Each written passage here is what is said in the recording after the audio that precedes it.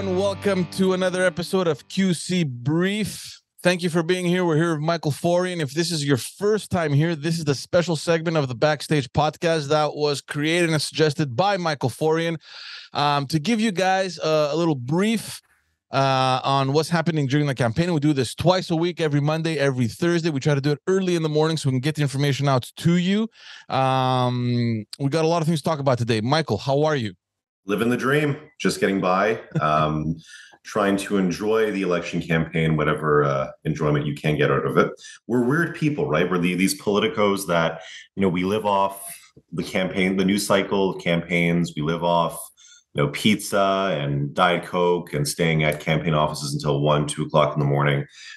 Getting our election day plans ready and whatnot, and we don't get to experience this time around because all we're doing is commenting on how pathetic and horrible some of the campaigns are. So in any case, it's a weird hobby to have. It's a weird passion. I gotta admit, it's like we enjoy the torture. Let's stay up and sleep 1 hour, but it's a campaign. You're riding just entirely on adrenaline for like over 30 days. It's incredible. And then you crash. Hard into a concrete wall going 120 miles an hour. Oh my God. All right, let's get into it. We have a little bit of a follow-up to do since Monday, just to keep people up to speed. We did mention on Monday, and we're going to start this off where we left off. We were talking about how incredible it is for a party like the Liberal Party of Quebec, this historic party with such a long-lasting presence in the political scene, to be at a point in these elections where they don't even have a full slate of 125 candidates. We found that a little incredible that the campaign started, and it's the only one of the major parties not to have completed its team. Here we are, almost, day 5 now, still a problem with the candidatures over at the Liberal Party of Quebec.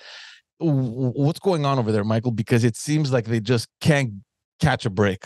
Yeah, and I think, what we saw from day one of the campaign was, Anglade really trying to, highlight some of her candidates, but at the same time introduce new ones because she's still in the process of getting her 125 official candidates. There's 125, right, for people that aren't aware, 125 ridings across Quebec.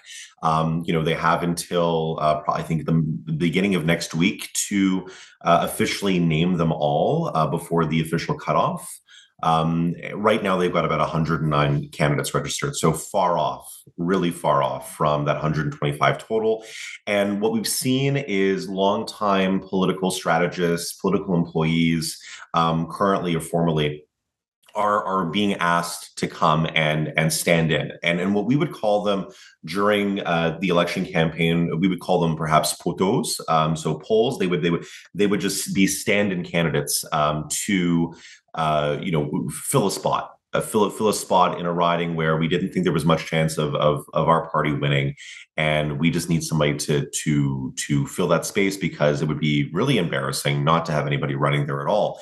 And the Quebec Liberal Party, it's 150 years plus of existence. I think for pretty much every election has had a full slate of candidates, or close to it. Some candidates may drop out after the cutoff, or they may not be able to fill it depending on the situation. If, for example, a candidate gets caught in a scandal, or they're accused of something, they're under a police investigation, and the leader in the party would be very quick to distance themselves from that candidate themselves. And so they might have maybe 124, 123 candidates. But by and large, 125 candidates is what you're expected to do, especially a major party like the Quebec Liberal Party. The fact they only have 109 and are dropping their candidates, candidates are dropping out from the Quebec Liberal Party. Yeah.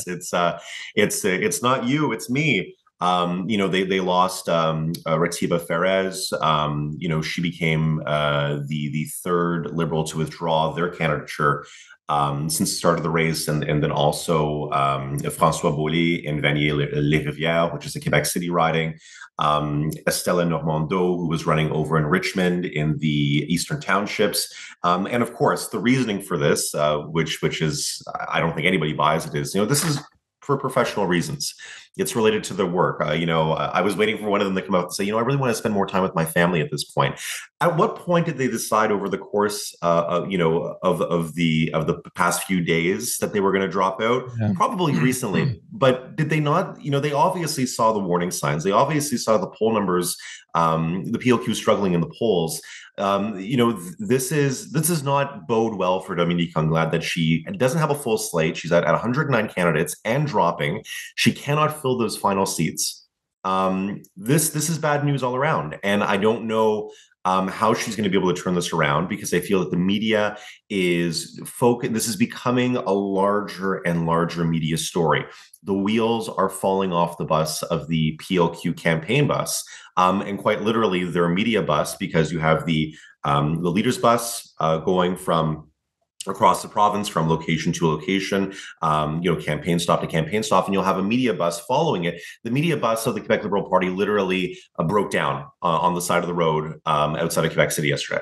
And this is the second time I believe that they've had operational problems where the driver smelled something inside the media bus and had to stop on the side of the road and try to figure out what is going on. I think he smelled a campaign on fire. and this is not going to do well for her. I don't know how she recovers from this. You're absolutely right. And this sort of thing, which is a non-issue, it should be a non-issue. It's just casting a shadow over her entire campaign every single day. I mean, imagine having to start your campaign every single morning with these questions: what's happening? Do you have your candidate? It's constantly in the back of your mind, and it doesn't allow you to think, okay, what's in the works? What's the plan? What's the agenda tomorrow? What's the agenda by the end of the week? What's our strategy? There's so much more important things to focus on right now. And you're absolutely right. I feel it's to a point where the desperation has reached such a height where they're just dumping advisors. Here, you go there, you go there. We just need to mitigate whatever whatever openings we whatever have left. We just need to fill you. And Dominique Anglade's riding director. That's what I was going to say. I mean, these are people that are running in both. These are people that are supposed to be advising. So you have her campaign organizer and writing director in Saint-Henri-Sainte-Anne, writing in Beauce. Obviously, we know that he's not going to step foot in Beauce, but still, you have the president of your Commission Politique Nationale, Jonathan Marleau, that is running in Maurice Richard, which used to be a safe seat for us, which used to be a relatively safe seat up until a couple of elections ago.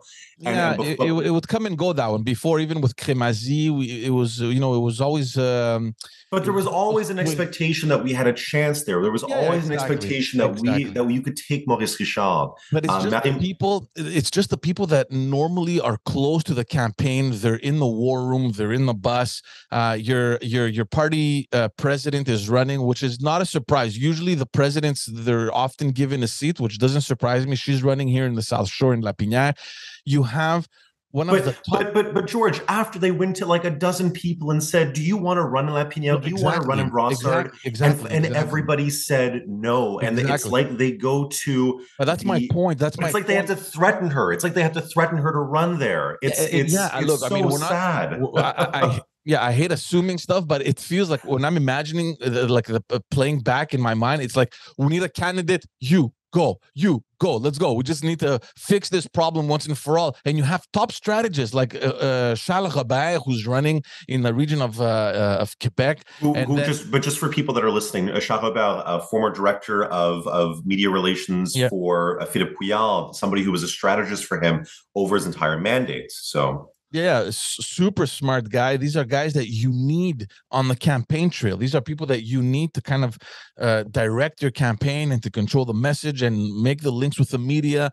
That was Charles Robert's specialty, reaching out to the media, trying to control the message. Okay, well, let's put that down a little bit. What do we do? Like, that's his specialty. And then you have in Jean Lesage, I think, Julie White, another really important strategist who's had a long career behind the scenes, really important. So if these people are running on the ground, who's advising Dominique Anglade? Like, for me, that's the question. Who's advising her?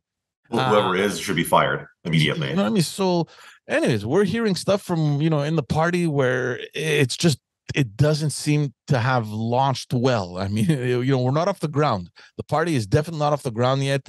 I think that people are still scrambling. There's a lack in volunteers. Let's just say that this probably wasn't the start that the Liberal Party had hoped for. That's, to say the least.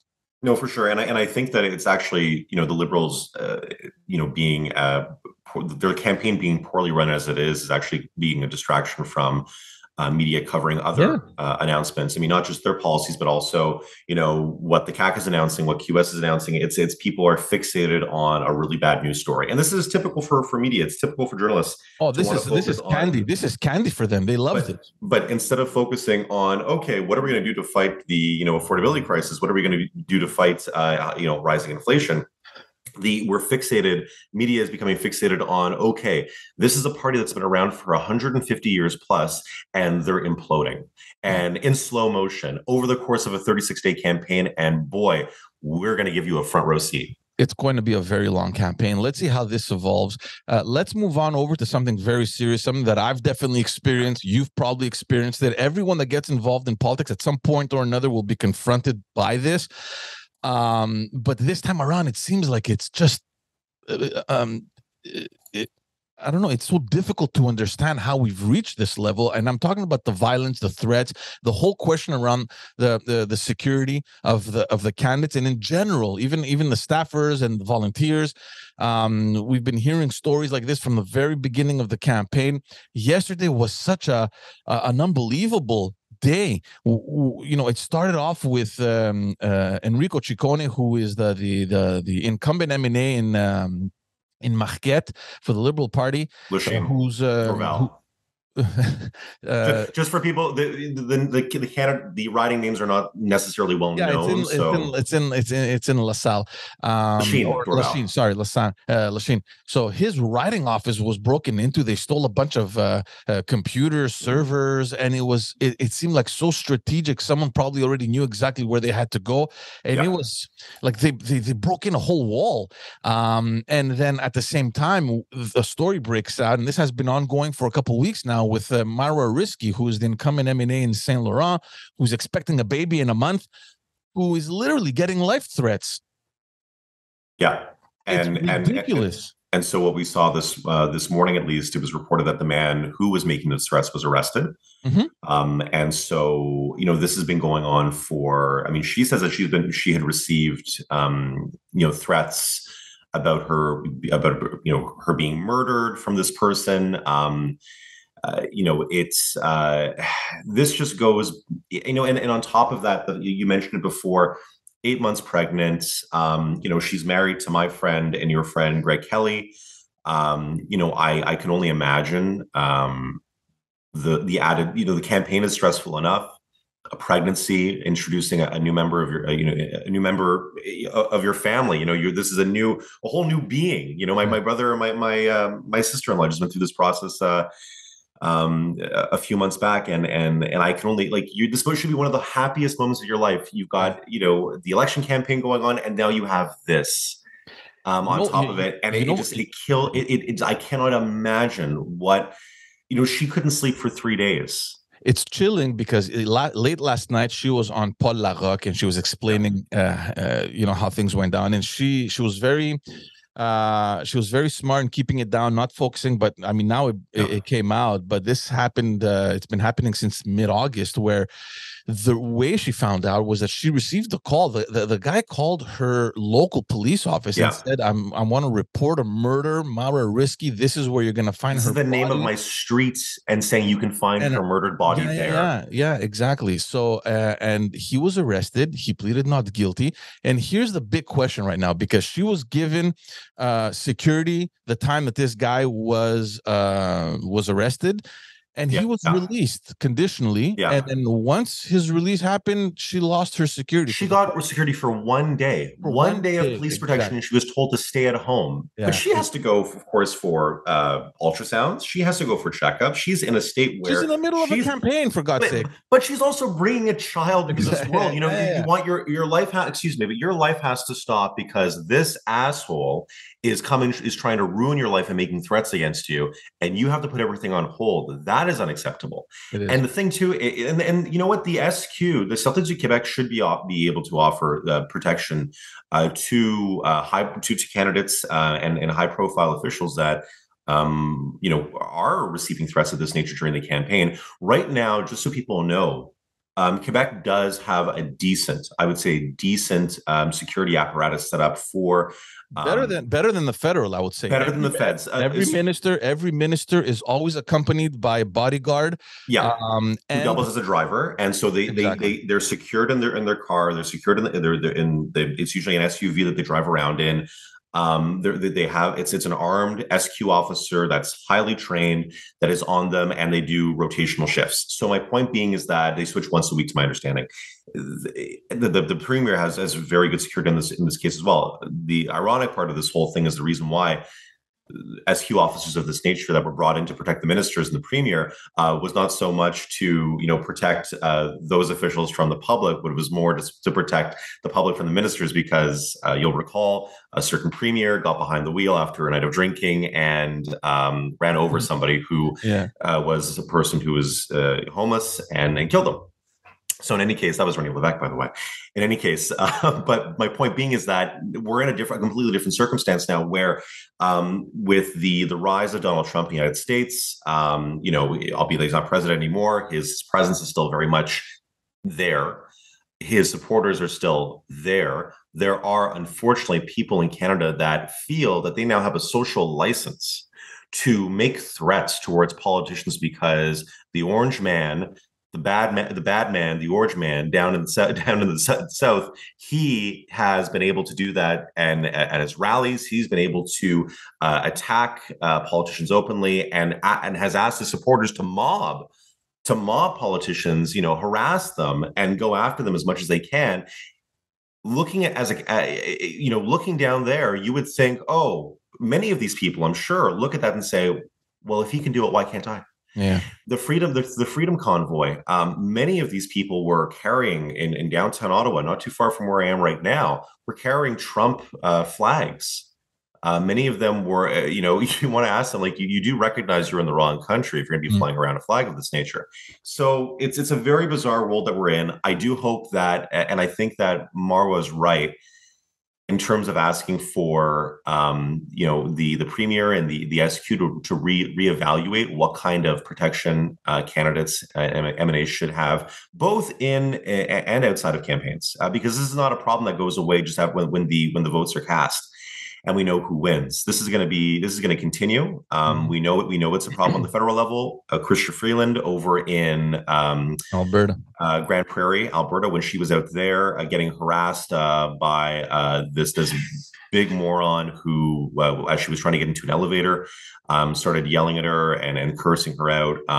And it's just disgusting. And you know what? I was happy to see a lot of politicians from all political perspectives, conservatives and liberals alike, NDP, everybody going out and saying, fuck that guy. He was an asshole for doing that to her. Yeah, because this could happen to anyone. And everyone can put themselves in these. They're all vulnerable. Exactly.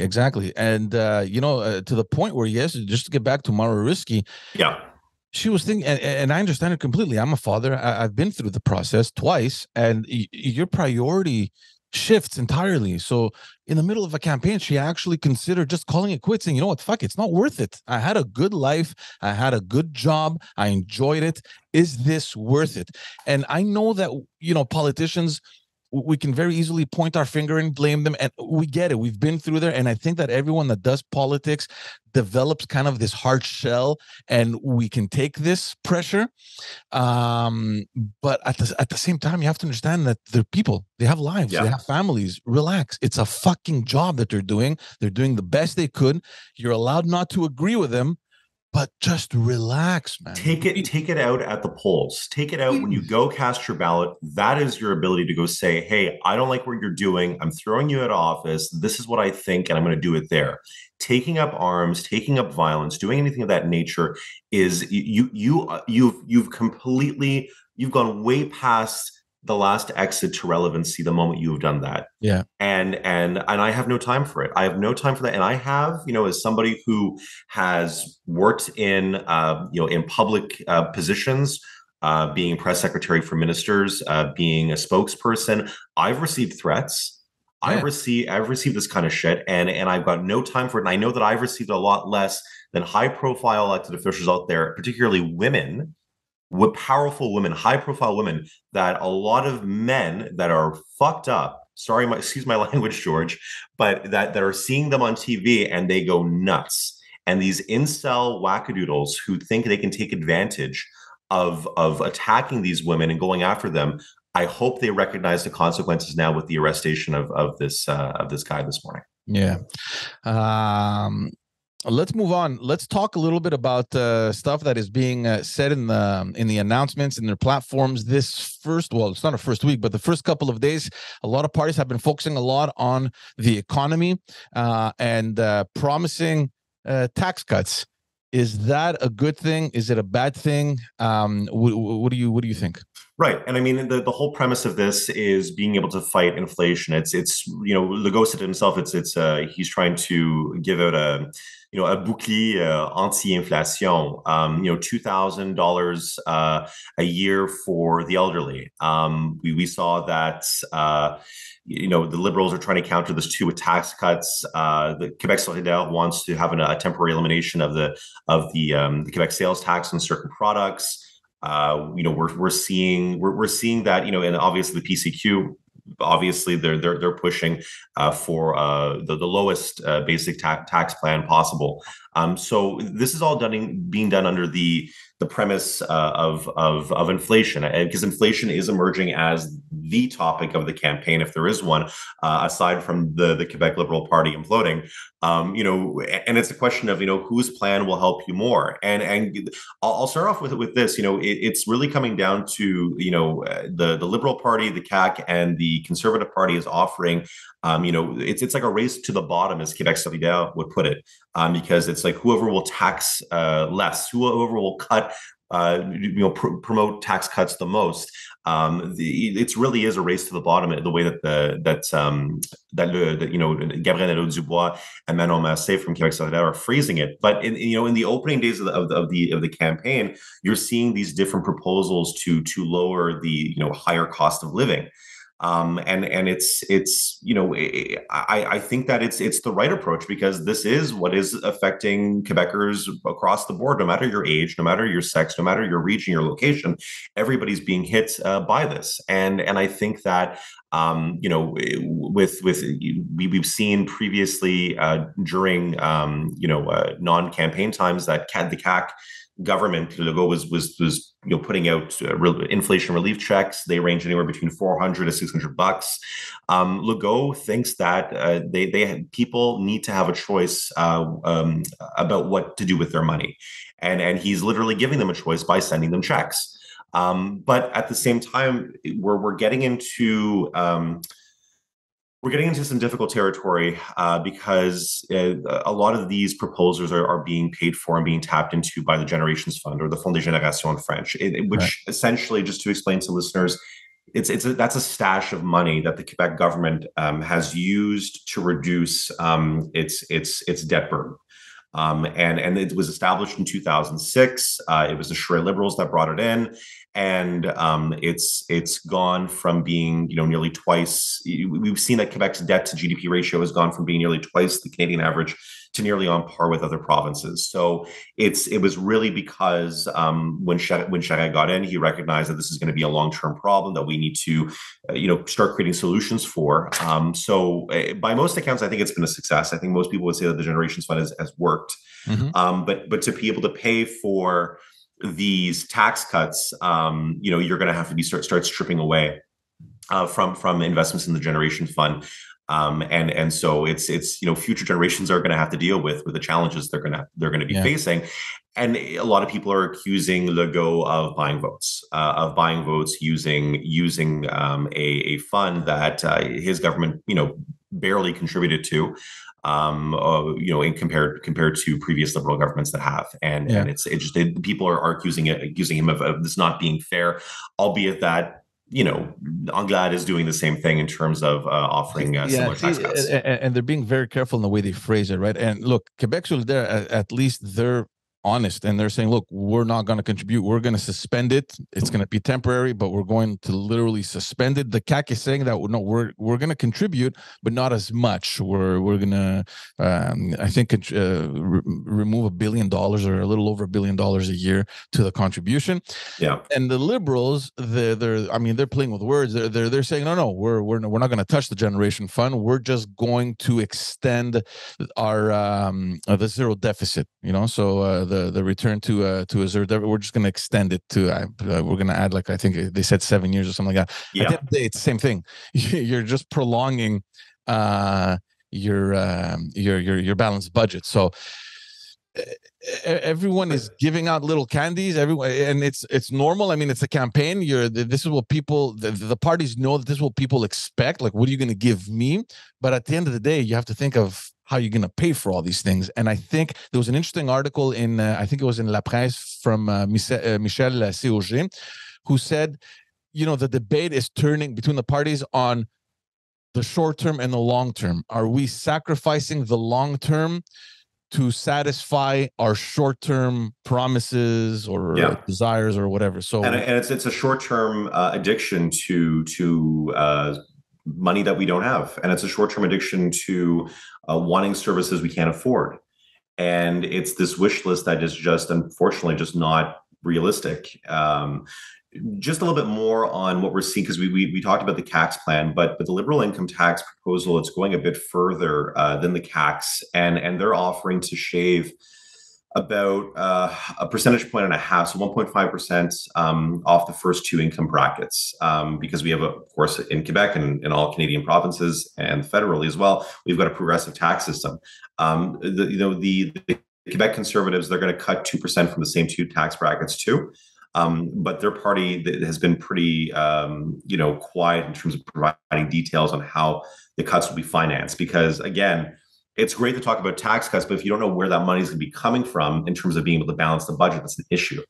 The CBC put out a great comparison, a great chart showing, by way of comparison, a family making about $80,000 a year would get an extra $425 from the CAC plan, about $637 under liberals, and $850 from the conservatives. To show you, liberals and conservatives taking a lot more of an aggressive approach in terms of, putting more money in your pocket, but the costing of it is fairly absent from their two plans. Mm-hmm. Mm-hmm.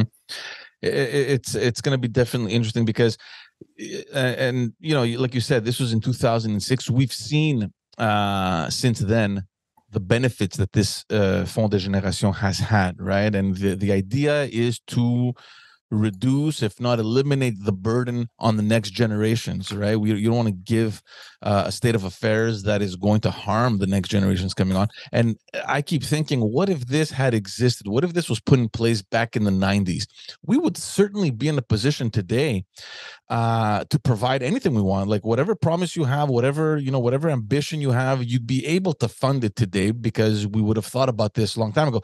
So fast forward to now, why are we dipping into that fund? Why can't we just think, look, let's think long term. Let's think 15 years from now, right? We're going to be able to provide much more than we can today. But that's the beast, right? That's the nature of the animal.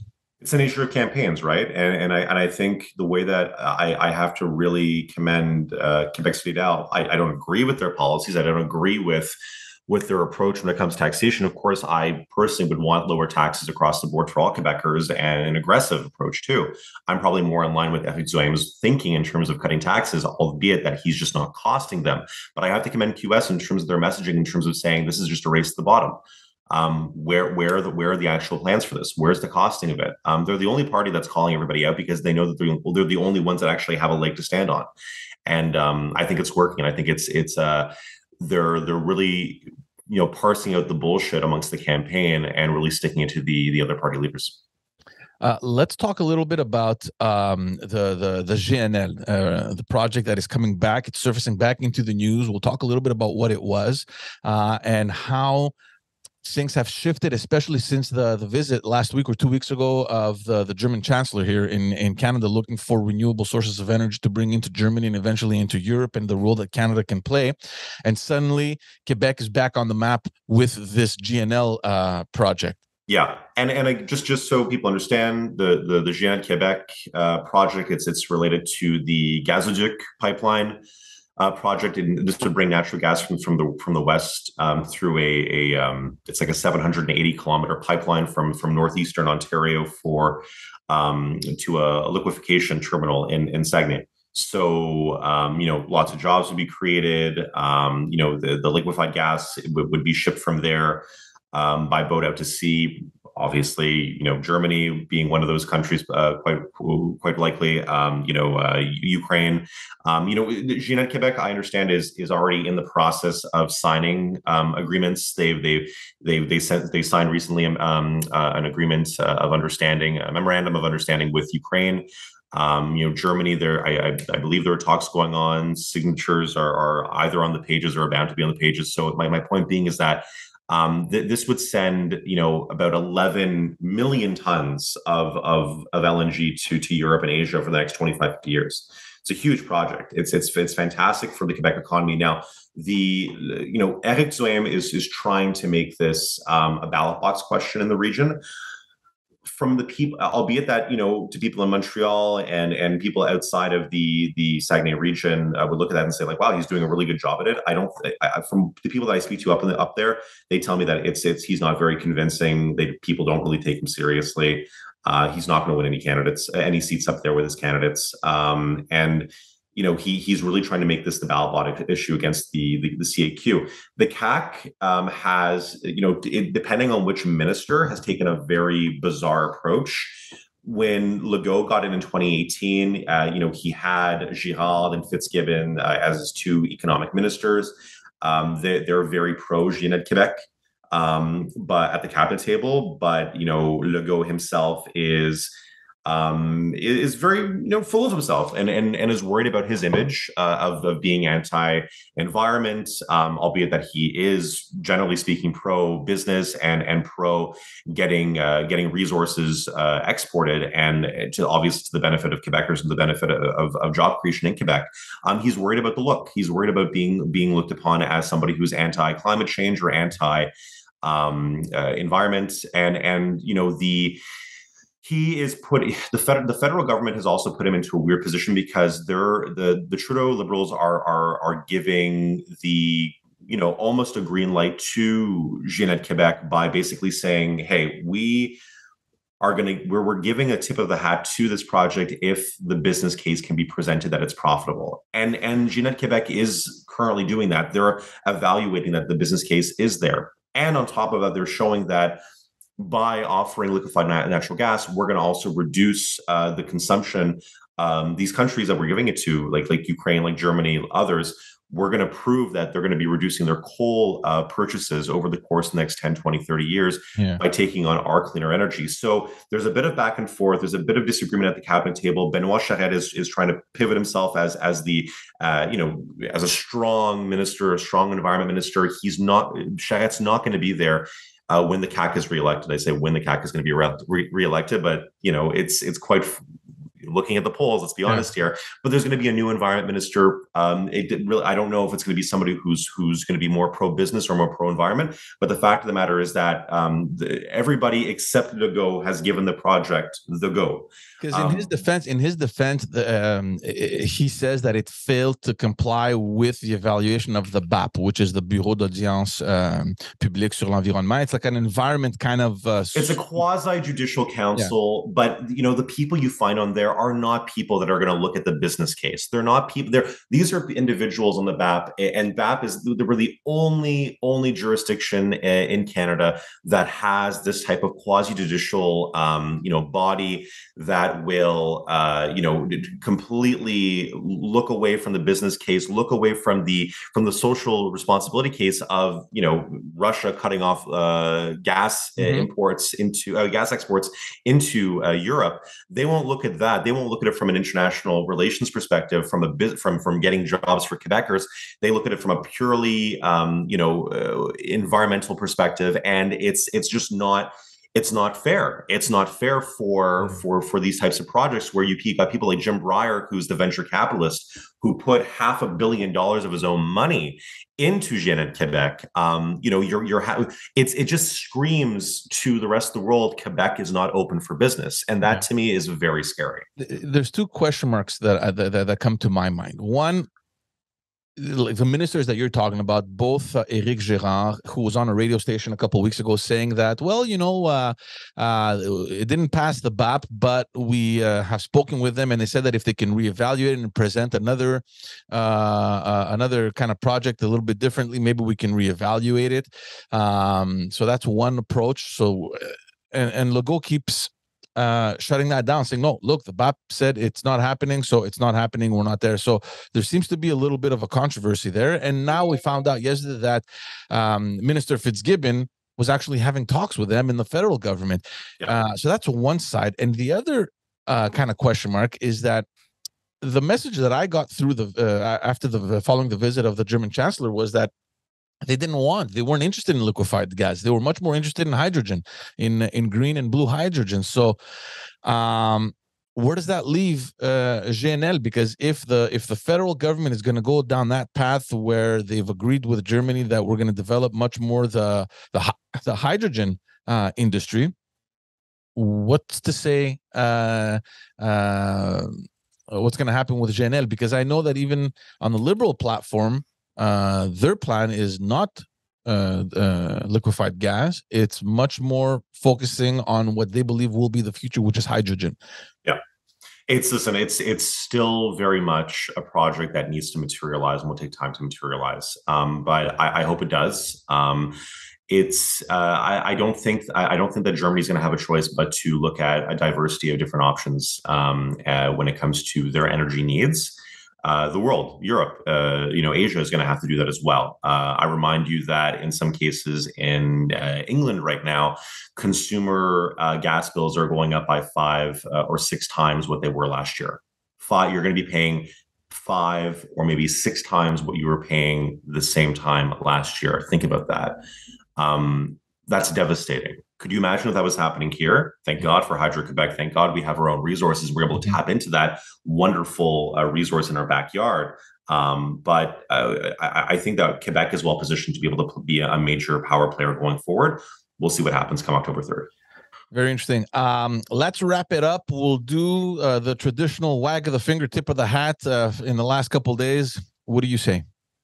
I was going back and forth in terms of who I was going to be selecting for this. I think given the seriousness of what happened with Marwa, what's happening to Enrico Ciccone over in his riding office, wag of the finger to people that are participating in the worst possible way in this election campaign by making threats, by using violence, and by ruining it for everybody.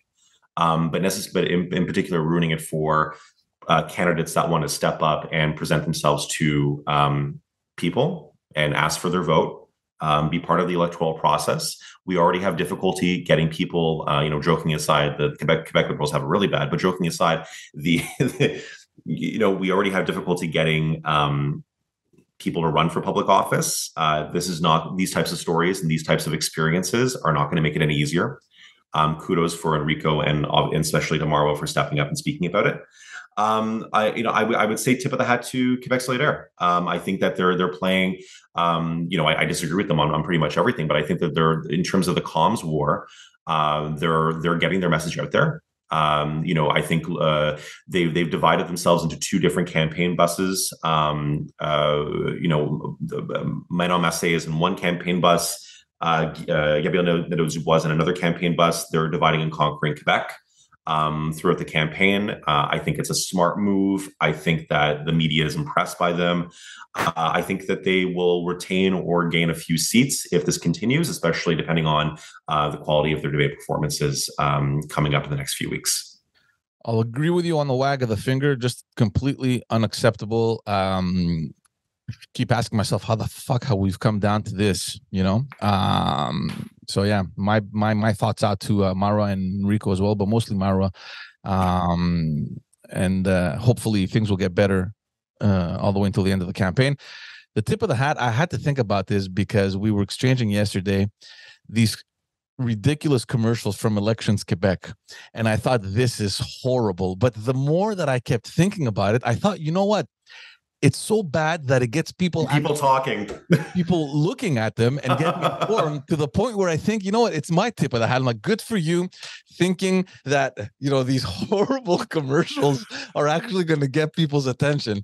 So yeah, if you guys haven't seen them, just go over to Elections Quebec. They have the weirdest commercials promoting the elections, but it works. George, for listeners and viewers, let's link to in the description box to the actual ads themselves and some of the other funny stuff that we saw from this week on the campaign trail.